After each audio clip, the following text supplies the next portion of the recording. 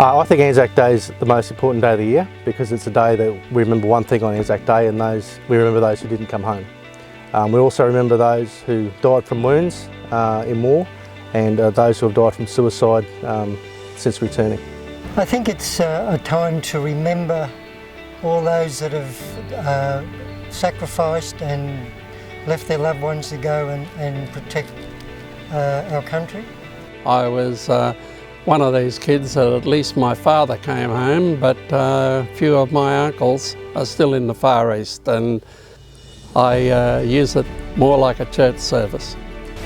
I remember every day, but I think people in Australia should remember on Anzac Day, commemorate the day and give grace and thought to those people who went before us and who did lay down their lives for our country and our way of life. It's a good opportunity to take the time to reflect on Australians that have paid the ultimate sacrifice during conflicts around the world. Very important part of our history, and we must never forget.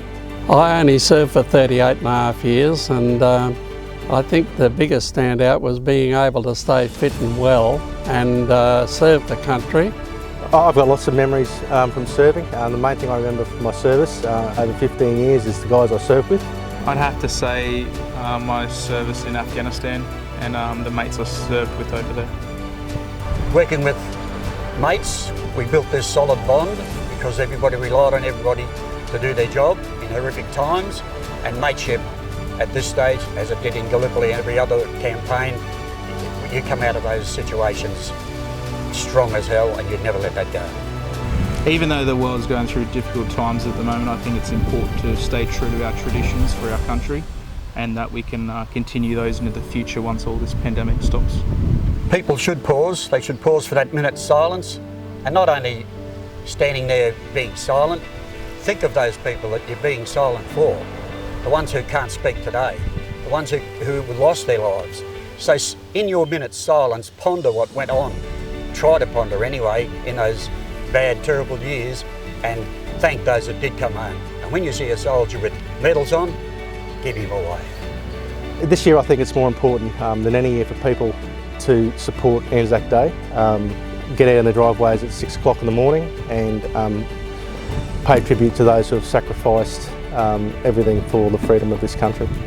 Learn the ode, say the ode, do the last post, have a minute's silence, and remember what we're here for. We would normally still commemorate Anzac Day, so doing it on our driveway is just as good as going to the cenotaph. From a veteran, the greatest response the Australian public could do today, or the people of Whitsunday could do today, a day when we can't commemorate in town at our memorial, is get out there at 6 o'clock in the morning. As we all know, because of COVID-19, all Anzac Day services have been cancelled. So what Council has done is created a video to provide a virtual Anzac Day service. So what we're doing is encouraging everybody at 6 AM on the 25th of April to be out in the front driveways or on your porch or your balcony and observe a minute's silence, and also think about exactly what Anzac Day means to you as an individual, and more importantly what it means to everybody in the Whitsundays.